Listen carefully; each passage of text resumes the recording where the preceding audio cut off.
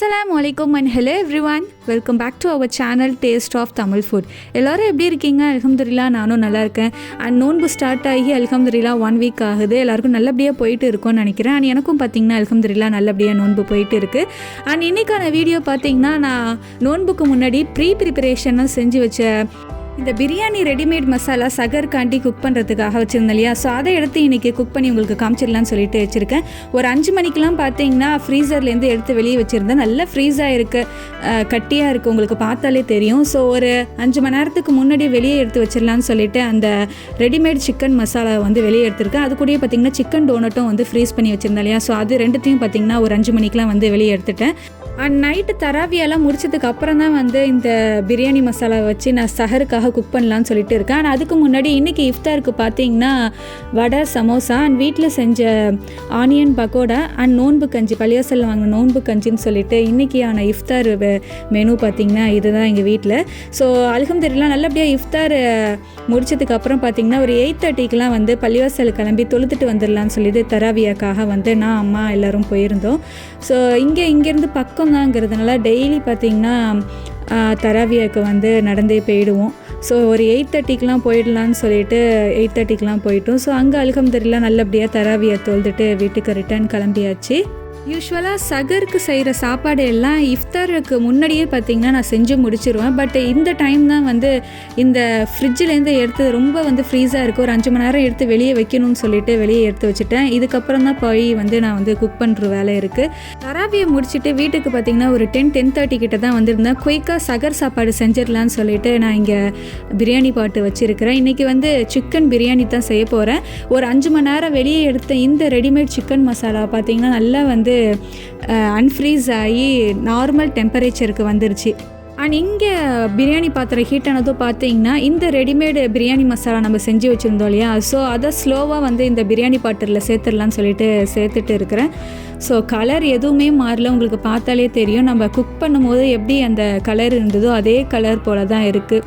இது ஃப்ரீசரில் ஸ்டோர் பண்ணி ஒரு 1 வீக் ஆகுது. 1 வீக் அப்புறம் தான் எடுத்து நான் இப்போது குக் பண்ணுறேன் சஹருக்காக.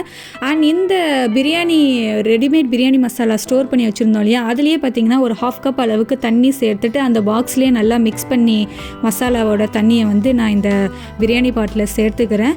இதை லோ ஃப்ளேமில் விட்டு ஒரு 2 நிமிஷம் நல்லா கொதித்து சூடு வரட்டும். ஆனால் இதுக்குள்ளே பார்த்தீங்கன்னா ஒரு 1/2 பாக்கெட் தயிர் மட்டும் நான் இது மேலே சேர்த்துட்டு ஒரு 1/2 லெமன் ஜூஸையும் இது மேலேயே நான் பிழிஞ்சு விட்டுட்டு நல்லா மசாலா கூட மிக்ஸ் பண்ணி விட்டுடுறேன்.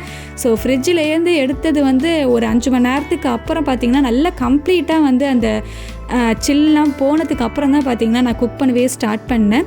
அண்ட் நீங்கள் இந்த மெத்தடில் ரெடிமேட் பிரியாணி மசாலா ஸ்டோர் பண்ணி வைக்கிறீங்கன்னா கம்ப்ளீட்டாக ஒரு 5 to 6 hour வந்து கம்ப்ளீட்டாக கூல் டவுன் ஆனதுக்கு அப்புறம் வந்து குக் பண்ண ஸ்டார்ட் பண்ணுங்கள். அண்ட் இங்கே பார்த்திங்கன்னா புதினா மல்லி அண்ட் பாண்டன் லீவ்ஸ்லாம் போட்டுட்டு இந்த பிரியாணி கூட வந்து ஒன்ஸ் நல்லா மிக்ஸ் பண்ணி விட்டுடுறேன். அண்ட் தாளிக்கும் போதே பட்டை கிளாம்பர்லாம் போட்டு தான் தாளித்து நம்ம ஸ்டோர் பண்ணி வச்சுருக்கோம். ஸோ அதெல்லாம் தேவையில்லை. மேலே கொத்தமல்லி தழை அந்த பாண்டன் லீவ்ஸ் மட்டும் போட்டுட்டு க்ளோஸ் பண்ணி விட்டுட்டு ஒரு லோ ஃப்ளேமில் ஒரு 3 நிமிஷம் அப்படியே இருக்கட்டும். அண்ட் ஒரு 3 நிமிஷத்துக்கு அப்புறம் பார்த்திங்கன்னா ஓப்பன் பண்ணி பார்க்குறேன். அந்த மசாலா வந்து நல்லாவே குக் ஆகிடுச்சு, பிரியாணி மசாலா வந்து ரெடி ஆகிடுச்சு. அண்ட் இந்த ரெடிமேட் பிரியாணி மசாலா பார்த்திங்கன்னா ஒர்க் பண்ணுறவங்க இல்லைனா பேச்சுலராக இருக்கிறவங்க, டைம் இல்லாதவங்க பார்த்திங்கன்னா முன்னாடியே ப்ரிப்பரேஷனாக செஞ்சு வச்சுட்டு வீக்லி ஒன்ஸ் வந்து பிரியாணி சாப்பிட்ணுங்கிறவங்க வந்து இந்த மாதிரி மெத்தடில் நீங்கள் ட்ரை பண்ணி பார்க்கலாம். அண்ட் இங்கே கிரேவி அண்ட் சிக்கன் பீசஸ்லாம் பார்த்திங்கன்னா ஒரு பவுலில் தனியாக எடுத்துகிட்டு லேயர் மெத்தடில் நான் பிரியாணி தம் போடுறதுக்காக வந்து ரெடி பண்ணிகிட்டு இருக்கிறேன். ஸோ உங்களுக்கு லேயர் மெத்தடில் போடவும் உங்களுக்கு டைம் இல்லைனா இதுலேயே பார்த்திங்கன்னா தண்ணி கரெக்டான மெஷர்மெண்ட்டில் தண்ணி வச்சு அரிசியை போட்டுட்டு இதுலேயே தம் ஆக்கிடலாம். பட் நான் வந்து ஒரு லேயர் மெத்தடில் இன்றைக்கி பிரியாணி போடலான்னு சொல்லிட்டு ஆல்ரெடி பார்த்திங்கன்னா அரிசி நான் இங்கே வந்து வடித்து குக் பண்ணி வச்சுருக்கிறேன். ஸோ 1 லேயராக பார்த்திங்கன்னா இந்த அரிசியை போட்டுட்டு இதுக்கு மேலே சைடில் பவுலில் எடுத்து வச்சுருந்த ரெடிமேடு பிரியாணி மசாலா இருக்கு இல்லையா, அதை வந்து சிக்கன் பீஸோடு சேர்த்துட்டு எல்லா பக்கமும் படுற மாதிரி இது போல் பார்த்தீங்கன்னா நான் ஸ்ப்ரெட் பண்ணி விட்டுடுறேன். அண்ட் அகைன் இதுக்கு மேலே இன்னொரு லேயராக நம்ம குக் பண்ணி வச்சுருக்கிற பேலன்ஸ் அரிசியை போட்டுட்டு அதுக்கு மேலே பார்த்தீங்கன்னா கிரேவியை தனியாக எடுத்து வச்சுருக்கலையா அதையும் சேர்த்துட்டு புதினா மல்லியை மேலே தூவி விட்டுட்டு கேஸை லோ ஃப்ளேமில் விட்டு ஒரு மூடி போட்டுட்டு அழகாக அப்படியே தம் ஆகிடும். ஸோ ரெடிமேடு பிரியாணி மசாலா வச்சு நம்ம செஞ்ச இந்த பிரியாணியை பார்த்தீங்கன்னா அப் டு ஒரு 5 to 10 மினிட்ஸ்லேயே வந்து குயிக்காக ரெடி ஆகிடுச்சு. இந்த ரெசிப்பியை கண்டிப்பாக நீங்கள் வந்து ட்ரை பண்ணி பாருங்கள். ஸோ ட்ரை பண்ணி பார்த்தீங்கன்னா எப்படி வந்துச்சுங்கிறத உங்கள் ஃபீட்பேக்கை வந்து இன்ஸ்டாகிராம்லேயும் ஷேர் பண்ணுங்கள், கீழே கமெண்ட்ஸ்லேயும் வந்து சொல்லுங்கள். ஸோ க்ளோஸ் பண்ணி விட்டுட்டு பிரியாணி பாட்டி ஒரு சைடு வந்து தம் ஆகிட்டு இருக்கட்டும்னு சொல்லிட்டு அப்படியே விட்டுட்டேன். ஆனால் இன்னொரு சைடு பார்த்தீங்கன்னா தவா வச்சு எண்ணெய் ஹீட் பண்ண ஸ்டார்ட் பண்ணிவிட்டேன். சிக்கன் டோனட்ஸ் வந்து ஃப்ரிட்ஜில் ஸ்டோர் பண்ணி வச்சுருந்தோம் இல்லையா, அதையும் பொரிச்சு எடுத்துடலான்னு சொல்லிட்டு தவாவில் நான் போட்டுட்டு இருக்கிறேன். அண்ட் இந்த சிக்கன் டோனட் பார்த்தீங்கன்னா மஸ்ட்டு ஒரு ட்ரை அவுட் ரெசிபி தான். இஃப்தார் டைமில் வந்து சைட் டிஷ்ஷாக சாப்பிட்றதுக்கு ஒரு சூப்பரான ஒரு சைட் டிஷ்னால் இந்த சிக்கன் டோனட்னே சொல்லலாம். இது வந்து கீ ரைஸ் இல்லைனா பிரியாணி அரபிக் ரைஸ்ன்னு நீங்கள் செய்யும் போது அதுக்கு சைட் டிஷ்ஷாக சாப்பிடும் போது எல்லாத்துக்குமே வந்து ரொம்பவே நல்லாயிருக்கும். அண்ட் இந்த சிக்கன் டோனட் ரெசிபி பார்க்காதவங்க, நான் ஆல்ரெடி ரமலான் ப்ரிப்பரேஷனில் ஒரு 1 வீக் முன்னாடி வீடியோ போட்டிருப்பேன் இந்த சிக்கன் டோனட்ஸ் எப்படி மேக் பண்ணி ஃப்ரீஸ் பண்ணி வைக்கிறதுன்னு சொல்லிட்டு. ஸோ பார்க்காதவங்க கீழே இருக்கிற லிங்க்கை வந்து கிளிக் பண்ணி பார்த்தீங்கன்னா அந்த வீடியோ உங்களுக்கு கிடைக்கும். ரெசிபி வந்து நீங்கள் ட்ரை பண்ணி பார்த்துட்டு எப்படி இருந்துச்சுன்னு சொல்லிட்டு உங்கள் ஃபீட்பேக் எனக்கு கூட ஷேர் பண்ணுங்கள். ஸோ இதை லோ ஃப்ளேமில் விட்டுட்டு 2 பக்கமும் நல்லா கோல்டன் ப்ரௌன் ஆகிற அளவுக்கு பார்த்தீங்கன்னா இந்த சிக்கன் டோனட்டை நல்லா வந்து ஃப்ரை பண்ணி எடுத்துட்டேன். ஸோ பார்க்கவே எவ்வளோ கலர்ஃபுல்லாக நல்லா இருக்குன்னு பாருங்கள். ஸோ பேலன்ஸ் இருக்கிற சிக்கன் டோனட்ஸையும் பார்த்தீங்கன்னா பொரிச்சு எடுத்துடலான்னு சொல்லிட்டு ஒரு பேட்ச் எடுத்ததுக்கப்புறம் பார்த்தீங்கன்னா இன்னொரு பேட்சையும் நான் வந்து போட்டுட்டு இங்கே வந்து தவாவில் வந்து ஃப்ரை பண்ண ஸ்டார்ட் பண்ணிவிட்டு இதை வந்து ஹாட் பாக்ஸில் போட்டு ஸ்டோர் பண்ணி வச்சுட்டா இஃப்தார் டைமில் எடுத்து நம்ம அப்படியே சாப்பிட்றலாம். இதை ப்ரீ ஹீட் பண்ணணும்னு கூட அவசியம் இல்லை.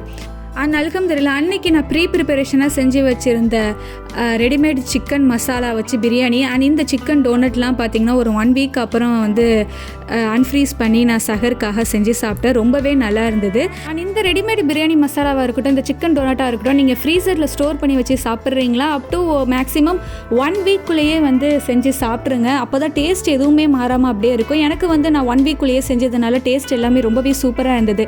ஸோ அல்ஹம்துலில்லாஹ் சஹருக்கு சாப்பிட்டுட்டு லெஃப்ட் ஓவர் எல்லாத்தையும் வேறு பாத்திரத்தில் மாற்றி ஃப்ரிட்ஜில் வச்சிடலாமேன்னு சொல்லிட்டு நான் இங்கே மாற்றிட்டு இருக்கிறேன்.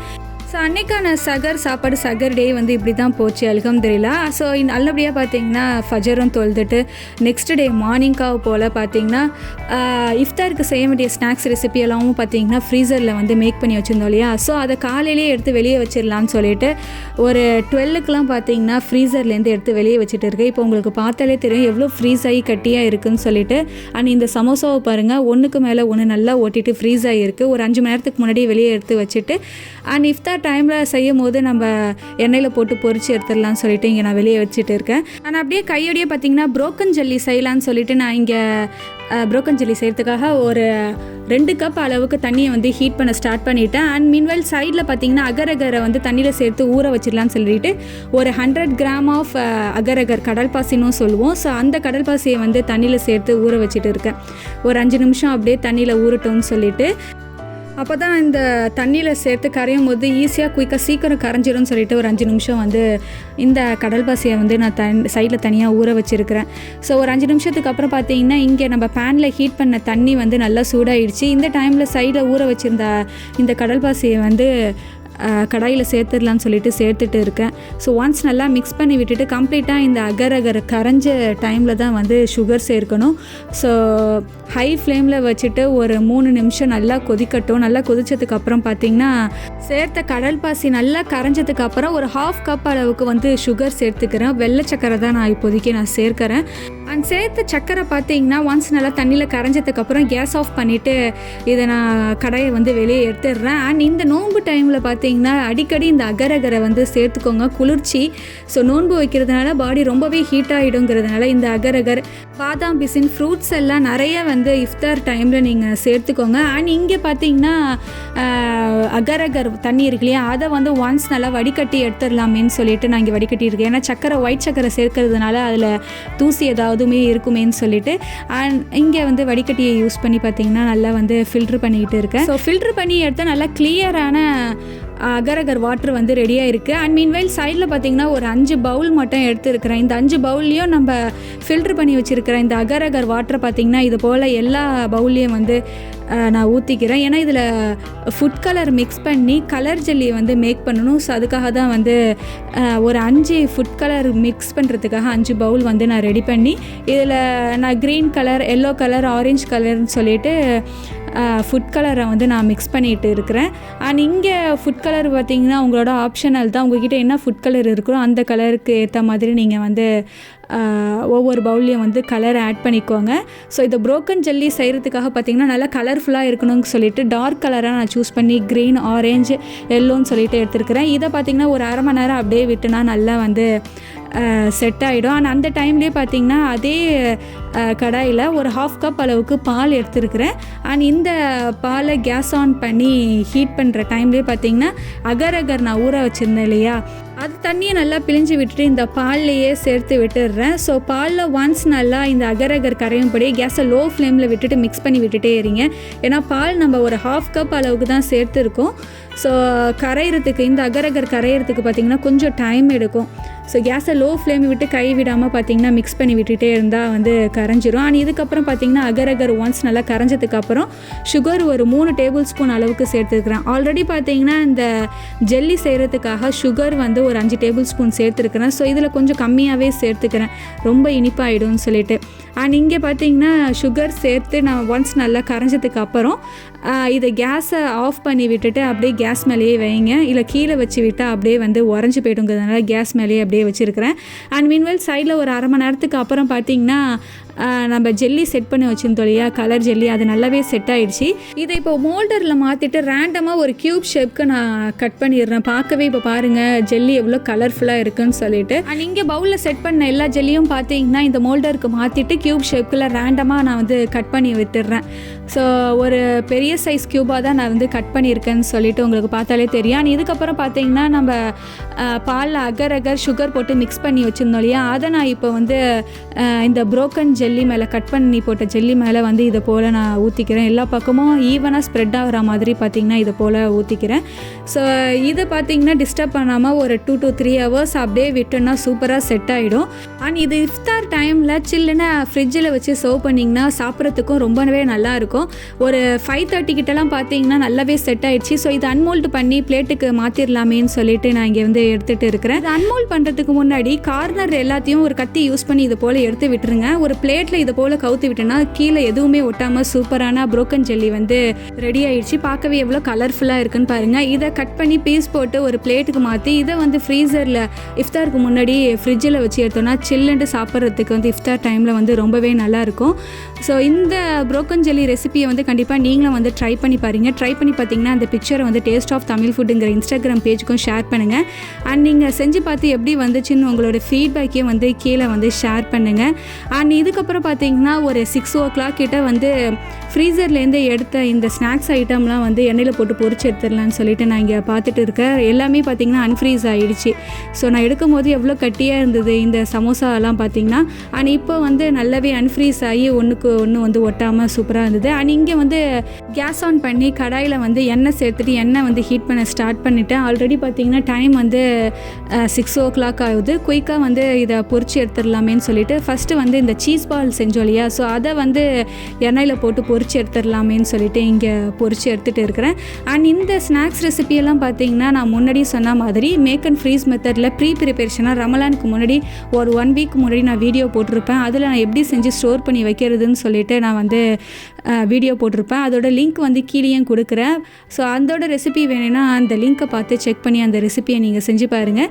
ஸோ இதை கேஸை லோ ஃப்ளேமில் விட்டுட்டு நல்லா எல்லா சைடும் வந்து ஈவனாக கோல்டன் ப்ரௌன் கலருக்கு ஆகிற மாதிரி பார்த்திங்கன்னா சீஸ் பாலை ஃப்ரை பண்ண எடுக்க ஸ்டார்ட் பண்ணிவிட்டேன். ஸோ ஒரு பேட்ச் எடுத்ததுக்கப்புறம் பார்த்திங்கன்னா பேலன்ஸ் இருக்கிற எல்லா சீஸ் பாலையும் வந்து எண்ணெயில் போட்டு ஃப்ரை பண்ணி எடுத்துடலாமேன்னு சொல்லிட்டு நான் இங்கே வந்து ஃப்ரை பண்ணிட்டு இருக்கிறேன். அண்ட் இந்த சீஸ் பால் ரெசிபி பார்த்திங்கன்னா பிடிக்காதவங்க யாருமே இருக்க மாட்டாங்க. குட்டீஸ்லேருந்து பெரியவங்க வர பார்த்திங்கன்னா எல்லாருமே விரும்பி சாப்பிட ஒரு ஸ்நாக்ஸ்லாம் வந்து இந்த சீஸ் பால் கண்டிப்பாக சொல்லலாம். அண்ட் என் அக்கா பசங்களுக்கும் பார்த்திங்கன்னா சீஸ் பால் ரொம்ப பிடிக்குங்கிறதுனால தான் வந்து இஃப்தாருக்கு செய்யணும்னு சொல்லிட்டு ப்ரிப்பரேஷனாக வந்து நான் இங்கே சீஸ் பால் செஞ்சு வச்சுட்டு இருந்தேன். அண்ட் இந்த சீஸ் பால் பொரிச்சு எடுத்ததுக்கப்புறம் பார்த்திங்கன்னா சைடில் சமோசாவையும் அதே எண்ணெயில் போட்டுட்டு பொரிச்சு எடுத்துடலாமேன்னு சொல்லிட்டு 1 by 1 சமோசாவையும் நான் வந்து ஆயிலில் போட்டுட்டு ஃப்ரை பண்ண ஸ்டார்ட் பண்ணிவிட்டேன். அண்ட் இதோட ரெசிபியும் பார்த்திங்கன்னா அந்த ப்ரிப்பரேஷனில் செய்கிற வீடியோலேயே இருக்கும். ஸோ லிங்க்கை வந்து கிளிக் பண்ணி பார்த்துட்டு அதோட ரெசிபியும் வந்து நீங்கள் ட்ரை பண்ணி பாருங்கள். அண்ட் இங்கே இந்த சமோசாவையும் பார்த்தீங்கன்னா கேஸை லோ ஃப்ளேமில் விட்டு எல்லா சைடும் ப்ரௌன் ஆகிற மாதிரி நான் வந்து ஃப்ரை பண்ண ஸ்டார்ட் பண்ணிவிட்டேன். அண்ட் இந்த சமோசாவை பற்றி சொல்லி ஆகணும், பாட் சமோசாலாம் இருக்கும் இல்லையா கடையில், ஸோ அந்த மாதிரியான டேஸ்ட்டில் தான் வந்து இந்த சமோசாவோட டேஸ்ட்டும் இருந்தது. அண்ட் மீன்வைல் சமோசா பொரிச்சதுக்கு அப்புறம் பார்த்தீங்கன்னா மஷ்ரூம் சீஸ் ஃபில்லிங்காக வச்சு செஞ்ச இந்த பாக்கெட் சமோசாவையும் சைட் பை சைட் பொரிச்சு எடுத்துடலாமேன்னு சொல்லிட்டு நான் இங்கே ஆயிலில் போட்டு ஃப்ரை பண்ணிகிட்டு இருக்கிறேன். அண்ட் இந்த ரெசிபியும் பார்த்திங்கன்னா ரொம்பவே சூப்பராக இருந்தது. அந்த சீஸ்லாம் வந்து பர்ஸ்ட் அவுட் ஆகி அந்த மஷ்ரூம் கூட சேர்ந்து சாப்பிடும் போது இஃப்தார் டைமில் வந்து ரொம்ப நல்லா இருந்தது.